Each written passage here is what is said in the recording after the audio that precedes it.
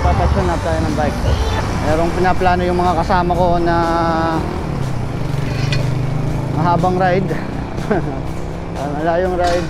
So tingnan natin kung ano yung mga dapat palitan, ano yung dapat linisin. So ipupuntahan natin dito lang sa may Kalumpit, neighborhood lang ng Apalit, Pampanga. Kalumpit lang tayo magpapatune up.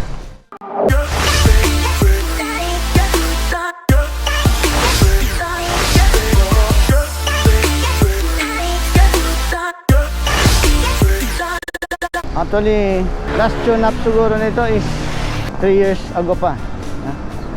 So wala naman kasing nasisira. Saka hindi naman natin ginagamit. So walang dapat salitan. So tune up. Kaya yan. So kahit yung mga kasama ko magpapa-tune up din sila. Kikita-kita lang kami dito sa may sa may bridge ng Suliphan.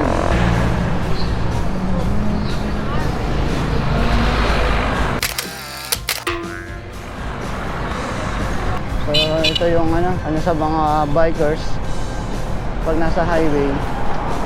So minsan merong mga driver na iba ang pag-iisip. So pinipinahan tayo, asar sila dahil sobrang bagal natin. Eh syempre tayo pumapadyak, mga 4 wheels, tricycle. Maging pasensyoso lang kayo sa mga bikers. Huwag kayong asar, mabagal, alanganin. Be patient. Pasensya lang, madaling-madali ang buhay. So yan, lapit na tayo sa may bridge ng Sampaloc. Yan, lapit na kami sa bike shop.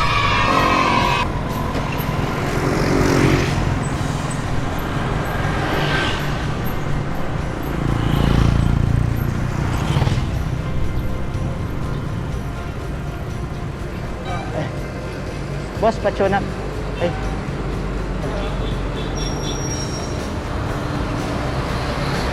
Boss, pa-tune up. Pa-tune up ko lang.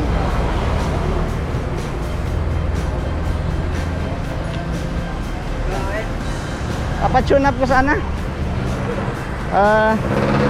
Itong likod parang may ano siya, oh. Uga? Oo? May uga siya. Ay, tanggal na.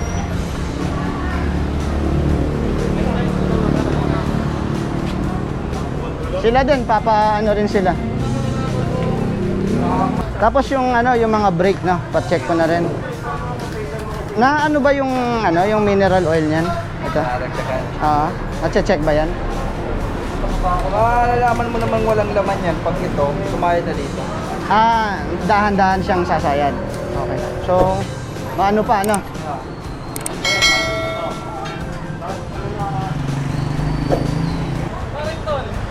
Saan? Binusinahan tayo. Nen up yung ano din ba? Oo. Tapos kasama niya yung wife niya. Saan? Hindi siguro papasok yan. Yung wife niya ba, ano? Puti na buhok? Hindi. Baka iba yun. Okay, so habang naghihintay tayo, ginagawa yung bike natin. Yan, papakita ko lang sa inyo yung mga bike dito. Ito sa bike shop. So ito yung mga bike, Rhino. Yan. Ang dami palang ano dito. Rhino Trinks, yan. Sa taas, yan. Okay. So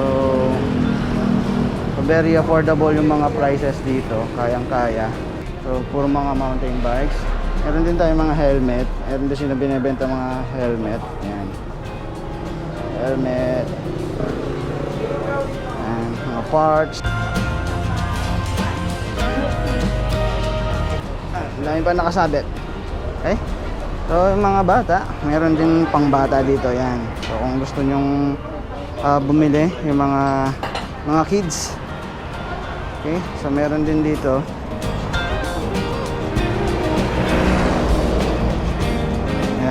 Pang kids. Ito naman yung pang nakikita ko to sa Korea eh. Hindi, kasi kung ano, bumagsak. Okay. Yan. So, pasyal lang kayo dito sa 3K Bike Shop. Dito lang sa Kalumpit, Bulacan. Yan. Okay? So, parts, accessories, and services, no? So, pasyal lang kayo dito. Very affordable yung mga prices. And bibigyan kayo ng discount ni ma'am. Yan. So, kumpleto naman dito. Mayroon pang kids, may pang adult, mountain bikes, no? Kumpleto naman dito. Along MacArthur Highway lang siya. So, dito ako laging nagpapa-service ng bike. Dito ako nagpapa-condition lagi ng bike.